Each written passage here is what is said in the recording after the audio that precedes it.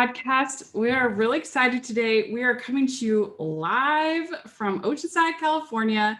This is a meetup of Hallmarkies legends. We are very excited. I'm Filmcritic Rachel Wagner. I'm here, and literally, not just virtually, I'm here with Dory and Mel from All the Feels podcast. And we're so excited to all be together. It's so fun. Yay! I knew this would ever be possible. I know. Can you believe it? I'm very excited. Welcome to California. Yes. So how have your summer been? Been pretty good? Yeah, it's been pretty good. Things are feeling more and more normal, which is nice after the past year and a half. So yeah, it's been good. And Dory and we had a little, I love the beach. And so she was kind enough to join me on my little beach weekend. And we've been having a great time in Oceanside. It's very cute down here. I've never been here to stay. And it's delightful. Yeah. Yeah. And we have Christmas in July. So we thought it would be fun while we're all together to record a live episode of the podcast where we are talking about the Christmas in July movie. And I think we can all agree that this Christmas in July movie, Crashing Through the Snow, was much better than the previous Christmas in July movie, which was the Christmas Camp, which was terrible. Do you remember that one? I never saw it. You're not missing much. No. It was a Christmas camp where all they did was like have people do chores for them, household chores, Oh, and no. like walk their dog. And it's like, That's weird. Christmas Yeah. servitude. yeah, it really was. So it wasn't not like- a camp. I thought it was like Santa camp, like training Yeah. to be a mall Santa. That's what I thought it was about too. And it was really just they walked the people's dogs a lot. It was Bobby Campo. I mean, he's good, but this Yeah. was much better than that. And so we're excited to get to talk about Crashing Through the Snow. And as Amy Acker's return to Hallmark, she hadn't been in one since 2015. So that was pretty exciting. I love her. Wow. It's been a And- while. She's great. Yeah. Mhm. And I had the chance to interview her, and she is exactly the way you think she'll be. She is. She's so sweet and nice. And so that was really fun. If y'all haven't listened to that interview, you should check it out. I'll put a link in the description. But yeah, Crashing Through the Snow. This film stars Amy Acker and Warren Christie and Brooke Nevin. And it's Maggie and Sam are crashing Christmas. When he proposes, they team up against his sister's perfect Christmas. Neither of them are prepared for the blended family challenges that lie ahead. So, overall, what did you think about this movie? What about you, Mel? Me? Oh, I enjoyed it. Mhm. I'm not usually one to enjoy Christmas in July because to me, Christmas, I need the whole package. I need Yeah. to be cold outside. I need to be drinking my hot beverages. To me, summer is just a month that I have to survive to get to fall. So I don't usually partake, and I'm glad I did for this movie because I Yeah. found it very, very fun and enjoyable and like layered Yeah. more than some of these are. See, I love Christmas in July because I'm just thinking about watching a Christmas movie off season is very relaxing. Mm. Even ones that I don't think are that good, unless they're really bad, the Christmas Camp. There's something relaxing about it to me. What about you, Dory? What do you think of this one? I loved Overall. it. I thought it was so much fun. It was so cute. I was surprised. I really loved it. Mhm. Very good. So it starts out with Amy Acker. She is named Maggie, and she is singing Christmas songs in the car with her daughter. And that's kind of a theme throughout. Is that she's a free spirit.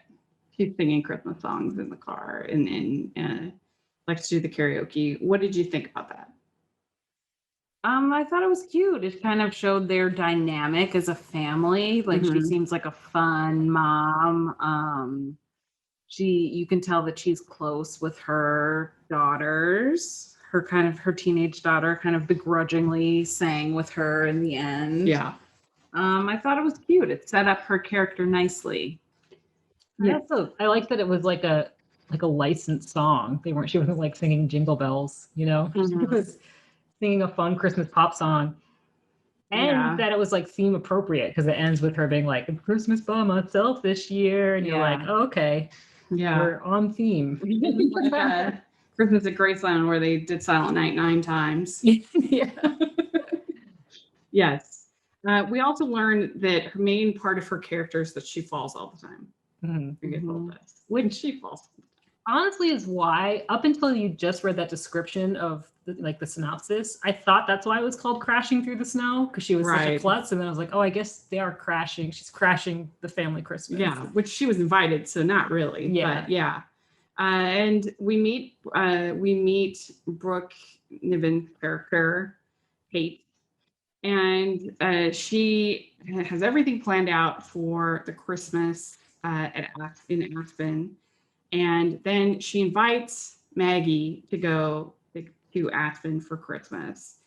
And I don't know. Do you think that? I mean, I think that the last person that I would want to have on the Christmas week is to have the ex there. That seems like that would be very awkward. Yeah. Well, I mean, that's kind of what really kind of sets this movie apart, I think, from the very beginning is that, you know, where you would think jealousy would be, it's more people just trying to be Yeah. good and the best and like try to do things for the children. And I don't know, Mhm. it's interesting. I don't know. I thought it was, Yeah. of course, an insane, awkward ask, but also like very sweet. Yeah. Well, and there's distinct differences between Maggie and Kate from the very beginning, like the fact that Kate had never seen Gremlins, like that there's these things that her and Jeff have together and things in common that Kate doesn't have. And she sees that from the very beginning. And, they claim in this movie that Gremlins is the greatest Christmas movie of all time, which The bold claim. Yeah. Yes. And they say that it's the Venn diagram of movies we've seen and Christmas movies. It's the I guess right in the center. And then finally she says to Jeff, she says, "Well, it's a little awkward you being here." And when he says that to her, and she says, "Well, it is now." And he said that, and I'm like, she probably would have realized that sooner. But nevertheless, yeah, there's this dynamic, and of course, this is like super fancy. They get picked up by the estate manager. Yeah. There's an estate manager. Happens all the time. That's right. Maybe in Aspen. Yeah. So Kate has the itinerary of Christmas activities. And do you think that the movie did a good job of keeping Kate likable? I did. I did too. I think that they towed a line sometimes, so you would think maybe she was going to be unlikable, and then like she would have one conversation with someone, and you're like, oh no, I had a preconceived notion of what I thought she'd be doing right now, and she's not actually like that. So that, I don't know, was nice, I think. Yeah, I think that they did a good job, like being honest of some of how awkward it would be, and Kate messes up quite a bit, especially when we'll talk about the earrings situation. But I think that they do a good job making it feel honest and like from an emotionally true place for this situation. I'm sure a lot of people can relate to it with, coming from blended families and different things like that. So she's singing in her room that they gave her, and Warren, Chrissy, Sam, he walks in and he says that I didn't know that he got a floor show. Crazy. Towing the line with that. Oh my Yeah, but there were a few things that were a little bit racy in this. It's just the fact that she talks about going to a tattoo parlor. I never heard of tattoo parlor mentioned in a Hallmark movie before. I thought that was interesting. And and then the kiss at the end was a pretty strong kiss, I would say, for Hallmark. It was a great kiss. Yeah. Went on for a while. Yeah, it really did. And there was a second round. Well, even their like hot springs moment was Yes. pretty pretty steamy. Yeah, I No mean, pun intended. She was still in a one piece, but you know what? It's fine. Yeah. They're in right now. It's all I Are own. they in so- right now? Yeah. Well, he evidently flew in from Tokyo. He's Mhm. been working there as a chef. And how did we feel about their chemistry between Warren, Christy, and Amy Acker? Loved it. Yeah, I liked it. It's I good. mean, I really did think he was a jerk at the beginning. I was like, I don't know. The way he wanted, I thought he was funny. the way he wanted to bring down his sister, I was like, man, she's trying. I liked it. She was being annoying. I Yeah. thought it was funny. And you could tell their dynamic Yeah. you could tell the dynamic of that family was all the way off, like from Yeah. the stepmom to their relationship. But I actually liked that because it wasn't, what's her name? Maggie. It wasn't Maggie going into like a perfect family. Yeah. She was going to spend the holidays with a family who had like its own issues. Yeah. Which was nice. Everyone felt very human, Mhm. which doesn't always happen in Hallmark movies. Yeah, but even outside of Hallmark movies, you think about movies like the what was it called? The LGQ Christmas movie last The year Christmas with House? Kristen Stewart, Oh, happy know, season. All that. Yeah. and just like her coming into that environment. Of course, there was a lie in that one, but they were way more unlikable, that whole family, Mhm. compared to everybody here that was at least trying. Even the dad, who was a little bit weird, Yeah. was at least trying to be nice. So Warren, as Sam, I should say, Sam hires her to make him a pitch deck, so that because he wants to start this restaurant in town in Aspen, where that had been part of their family, and he wants to pitch it, and so she's kind of debating, should she do it, but they make a deal that if she does the pitch deck, he will teach her how to win Christmas. Mhm. And that maybe is where maybe he's a little bit unlikable, maybe. But we find out that that the first blow is that she brought the stockings, and it turns out that Kate had these special stockings made, and this is why she probably should have taken a second and not invited Christmas. Or Maggie should have asked, or she should have asked, like, oh, what? I brought these stockings. Or her you know, like- ex-husband should have Should've- been more yeah, involved. He did exactly, not yeah. he did not do a good job. That's I true. thought he was the most annoying character in this movie. He did not do a good job of running interference. Like that's his job. Yeah, he should say To run he brought interference special between stockings. So Mhm. Or he could have gone through the rundown with Kate and been like, listen, this is what we do every year for Christmas. Can we combine some of these things on your itinerary? Maggie's probably going to want to do some of this stuff now that you've invited her. Like Yeah. that's his job. It's not the job of the two women to like Yeah. come together and good figure point. that out. Good point. Especially if he's going to be proposing, he should be extra involved in trying to make sure that it's a positive experience. Well, and also his kids are there. Like he needs to be on top of this. Yeah, I take issue with this man Well, who didn't do his job. and he clearly was planning to propose before they went on this trip. Like he was planning to propose. He didn't Right. decide when he was there. He should have told Maggie, "Hey, you're coming on this trip. You're going to be in this house, and I'm proposing. and I'm proposing." Yeah. like because at least given her the option to opt out. Then Yeah. And Kate says, well, I wanted everything to be perfect. I'm like, you should have, that was not a realistic expectation to be having. Mhm. You should have thrown that away from the beginning if you're trying to make, because she never seen a Christmas movie. Then we have Sam tells her, he steals her cookie, and he says, don't stay home, go skiing. That's the first rule of winning Christmas. Yeah, don't stay home when the fun stuff is happening. Yeah. I think the going skiing would be the opposite of fun for me. So I would also stay home. Yeah. But then it felt like he was like mocking her. And Yeah. Like, well, you told her to do this. I don't know. Yeah. That was before he, turned a corner for me. And evidently her and Jeff met playing Space Invaders. And then he and Kate met on Bumble. Mhm. so not quite as magical. Well, that It's scene was different very times. awkward. I mean, different times, different ages. Mhm. You can't. I don't know. Well, it was just, it Just showed like the awkward dynamic at Yeah. that dinner when it is asked, how did you meet? And they automatically go into their Yeah. how we met story. Yeah. Like, oops. Mm-hmm.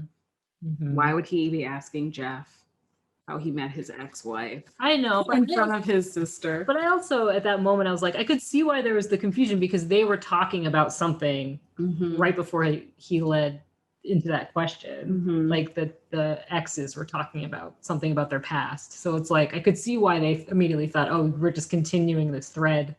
Right. I don't know. Mhm. I think he was Yeah. stirring stuff. Well, and he says, I spent my entire life in Kate's shadow. Mm-hmm. So evidently there's issues here. Mm-hmm. So she takes the ski lessons, and that was pretty hilarious. With all the Yeah. kids. I love that she's klutzy. Yeah. Yeah. And so they go and they go to the candy cane, the Nutcracker tea party. That's the next thing. And after she has the candy cane bandage on her wrist, like they're very on theme in Aspen. Mm-hmm. But it was Like red and they- green. It wasn't red and white. I'm confused. Yeah. Okay. So when they get to the Nutcracker tea party, then Mia walks in with her ears pierced. And because she had a conversation with Jeff about doing it, allowing it a year early than they were going to be. And then he like took that as approval that he could go do it. Mm-hmm. And so she's really devastated by that. And I think rightfully so. And she tells him that you are not going to watch Gilmore Girls or shop for prom dresses. Mm-hmm. Because those are the 3 teen bonding experiences. I guess. Getting your ears pierced, watching Gilmore Girls, and shopping for prom dresses. Yeah. At least in their I know, family, yeah. those are the rites of passage. Yeah. It kind of reminded me of the movie Stepmom, which we did for On Friendship in January. And there's in that movie when there's a scene where the little boy says to Susan Sarandon, says, "I'll hate her if you want me to, Mom." Yeah. You know, and that's kind of and I felt a little, it kind of reminded me of their dynamic a little bit, Mhm. but they were pretty good about keeping things civil in front of the kids. Most of the contention was like, I don't think Mia ever knew there was this thing with the ears piercing. Mm-hmm. So that was good. Then we get the reindeer relay, and this was pretty hilarious, we thought, particularly the music selection during the reindeer relay. They play the William Tell Overture, which is very, and it was just very over the top, the music, I thought. I thought it was fun with the montage, especially when Kate, that mom, like hits her with a wreath. Yeah. I loved that scene. I thought it was so funny. I thought everything was spot on. I loved that she was, for the first few minutes, Maggie was just screaming and falling Mhm. every 2 seconds. I loved that. Well, and then they had to shoot the slap that Santa shoot shooting the hockey. A slap shot or something. Yeah, and they were doing it to Chariots of Fire. Oh, really? I missed Yeah. that. It was so good. I mean, I don't know if they used the exact songs, Oh, it's but like they a sound certainly alike. got similar. Yeah, that was hilarious, I thought. And I was just shocked about who won. I was like, really? The underdogs really did win. I don't. yeah, It's like she couldn't even skate 5 minutes ago. She learned how to skate real quick. She did a great. She was a natural. She was a natural at heart. yeah. And Sam says that. I mean, Kate says to Sam, "Surely you didn't come here to gloat. He says it's just an added bonus." Mm-hmm. We'd like to take a second and thank our sponsor for this episode of the podcast. From the award-winning author of A Royal Christmas Wish comes a charming new romance in the Pine Hollow series where Happily Ever After begins with adopting an adorable rescue dog. Lizzie Shane's Once Upon a Puppy is an opposites attract romance featuring a type A lawyer, a free-spirited birthday party princess, and their rambunctious Irish wolfhound who brings them together. The perfect addition to your summer reading list, Publishers Weekly says Once Upon a Puppy will capture readers' heart from the first page. Available now wherever books are sold. You can even look for it at your local grocery store. For more about Once Upon a Puppy and Lizzie's entire Pine Hollow series, visit www.lizzieshane.com. That's LizzieShane.com. And this is where we find out that Kate misses her mom's toffee and that she tries to make it, but it's never the same because their mother had passed away. Mm-hmm. And Kate tells Sam, says Maggie and Jeff are still family. It's kind of a package deal, which is correct. Yeah. No, her whole attitude towards it, I thought, was very open and I don't know, progressive is the right word. I just was like, that's a good way to see it. I don't know. Yeah, I liked Kate. Yeah. She tried too hard, but like, who wouldn't in her position? Yeah. Yeah, and he tells that to or somebody tells it to Maggie. Says it can't be easy having the front row seat to the Jeff and Kate show. Maybe she's just trying to figure out where she fits in. Yeah. Yeah. Which is something I've definitely thought about because if I think the chances are if I were to find somebody and get married, most likely they will have previous relationships at this point in my age. And so I've wondered about that, what that would be like, because stepmoms usually are the worst in media. Poor stepmoms. Yeah, they get a bad rap. Yeah, there's Lady Tremaine or the only nice one is Maria and Sound of Music. So then we have that Jeff tells Maggie that Sam is totally into you and he's totally flirting with you. Duh. From the minute he sets eyes on Well, her. and she knows it too. She's just Yeah. playing dumb. Yeah. She knows it. She's like, it's none of your business. A lady dude." knows. Yeah. Yeah. And so then we get the racquetball scene. And I love when she went in and she's like, you're sweating. You're totally sweating. Yeah, she had a meltdown. She like her brain went, like on the old TVs when the static hit, Yeah. her brain did that when she That's- saw him sweaty and she couldn't talk. I just kept thinking like, oh, they're like racquetball in your house, Rich. Like, I mean, I guess I shouldn't be surprised, but that's like real rich. That's a great That's crazy scene. rich. Yeah. And then she slams the ball against the wall and hits him in the head, Mhm. and she Gets the has to fumble. tend to his wound.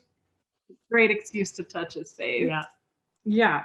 So she goes to, after getting all her anger out in the racquetball court, she goes to talk to Jeff because she finds out the dad has a file folder all about him in there. And so she says, what about this? And he says, well, I think anybody would do that for somebody who's going to propose to their daughter. And so that's where you find out that he's planning on proposing on Christmas Eve dinner. And so she decides that she doesn't want to be a part of that. And I feel like if she everybody would be like, okay, I get that. If she just explained it, she wouldn't have to spoil the surprise. But if she, I don't know, she could make up an excuse. She just leaves. And Sam ends up going with her because she can't get an Uber driver. She tried 3 times. So it was a little bit of Uber shade. Yeah. I have problem. That's my most problematic scene where he gives up his meeting. Yes. I'm like, can't you just go with him to the meeting and like hang out at the bar? Like, I don't Right. understand why he has to. I didn't have a problem with it. Yeah. How many women give up things for men? But it's like Well, the whole meeting is the whole reason he's there. Well, I he- don't have a problem with Alright. it. he He's knows rich. that she's lying. He's And rich. he said clearly the last thing you need is a facial. So I guess that's his version of flirting. Yeah. Yeah, which Amy Acker doesn't need a facial. See, We I don't had need- no we need problem. facials for upkeep. I had no problem with him leaving his dreams behind for her. I'd like to see more of it. It's like an hour. We go hang out at the bar and then they can go to the spa. I mean, he ends up being able to do it regardless, so that's good. But she's going to go out to dinner, so she's not there for the proposal. And so he ditches his meeting and helps her. And he says, unless you want to be alone. And then he takes her to the natural hot springs, which was very literally steamy. Mhm. figuratively. It was a good date. It This is was a good date. Solid, good Christmas Eve date. And they were all saying how, like, as part of their Christmas tradition to have cider and be in this hot springs. I mean, that sounds like my kind of tradition. Yeah. Yeah. Pretty nice Christmas Eve tradition. Mhm. Yeah. I'm all about that. And she says that she was only best friends with Jeff. She was never really in love with him, which is sad. And he never had the thing. Yeah. But they clearly had a good relationship. Mm-hmm. Yeah. This is a new writer.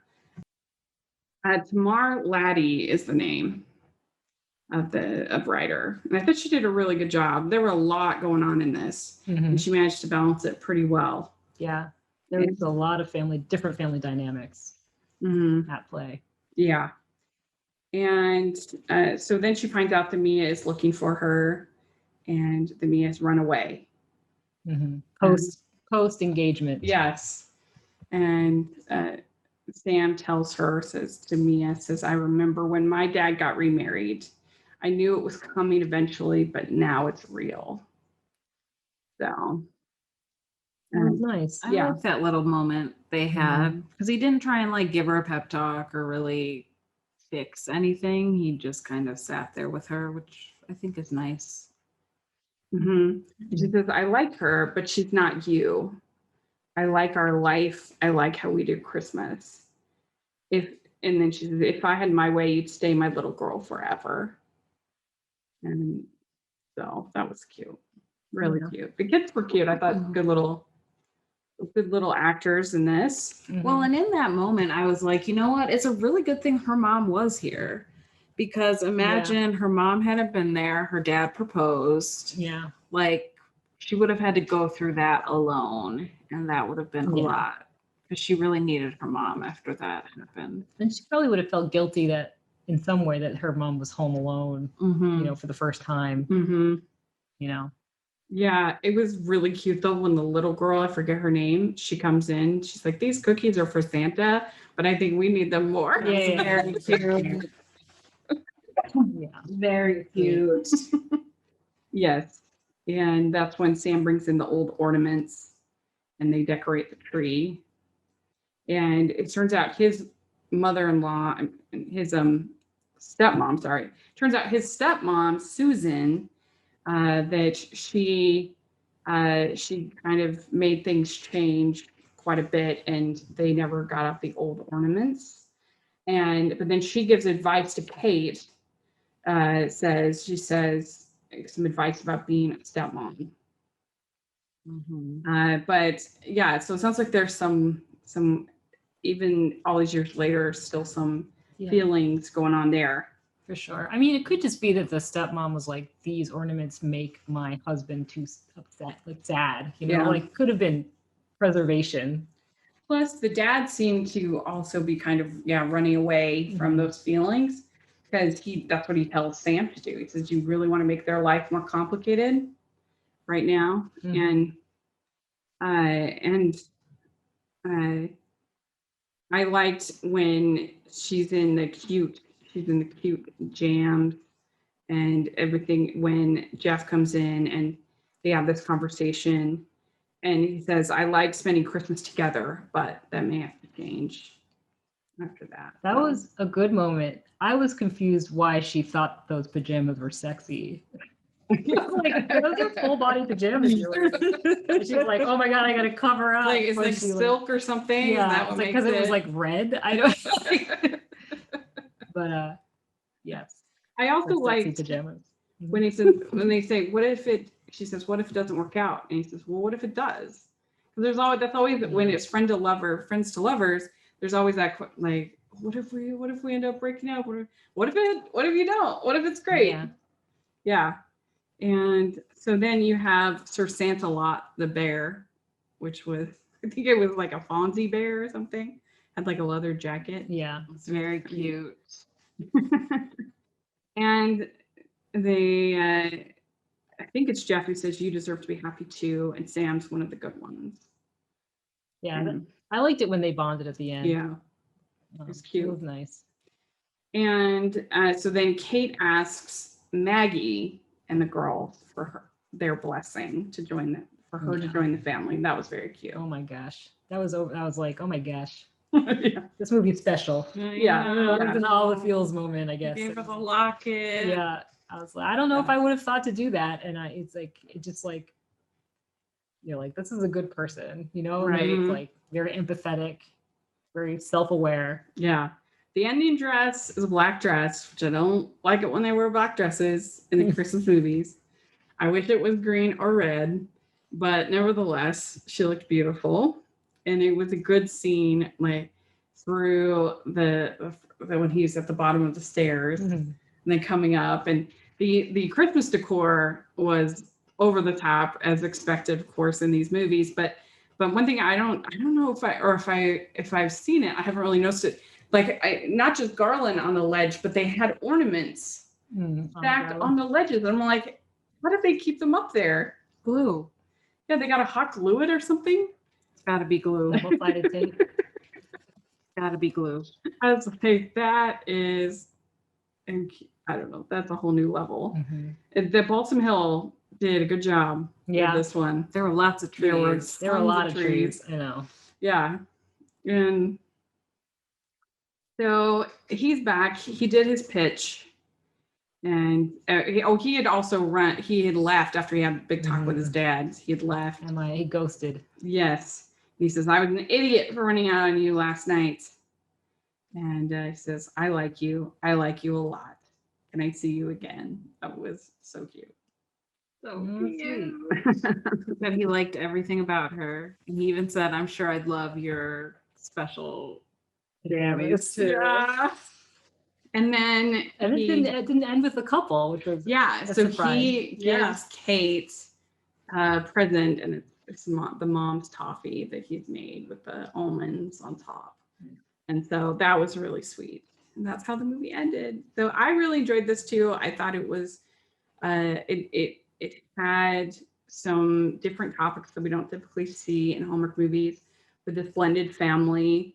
And I thought that everybody had chemistry, aside from maybe some over-the-top music. It was really enjoyable, and it had tons of Christmas. I mean, you couldn't ask for more Christmas than is in this movie. And you've got your mid-movie kiss. You've got the steamy hot springs scene, and it's delightful. So how many crowns would you give this one, Dory? Out of 5. I would give it 4. Yeah. What do you think? Loved it. I go 4 too. Yeah, I agree. 4 all around. So let us know what you would give this one, and what did you think of it? And how can people follow you guys on social media, all the fun stuff? Well, I run the very, very, very sparse Facebook page that I haven't updated in months. But you can find us there, All the Feels on Facebook, All the Feels Podcast. But more active, I think, is our Twitter account that Dory runs. Yeah, at All the Feels Pod on Twitter, All the Feels Podcast, wherever you listen to podcasts. Yeah, we'll be hopefully starting soon in our new season. We'll see. Once we get them. And you can find us at Hallmark's Pod and Hallmark's Podcast, all over social media. And if you are listening on iTunes, please leave your ratings and reviews. And if you are listening on YouTube, please give this video a thumbs up, subscribe to our channel. You can also find me at Rachel's Reviews, all over social media, iTunes, YouTube, and on Rotten Tomatoes. Please check all of that out. I'd really appreciate it. Make sure you check out the Amy Acker interview. That was so much fun. That'll all be in the description section. And we also have our Patreon group, which is really fun. We have our watch along with Rick Garman. We're watching It's Beginning to Look a Lot Like Christmas, which is hilarious. And it's only $2 a month to join. Any level can participate in the watch along. So check that out. And then we also have our merch store, which has tons of fun, festive designs. So please take a look at that. We would sure appreciate it. And thanks so much, everybody. And hope you enjoyed this live episode. And we'll talk to you all later. Bye, everyone. Merry Christmas.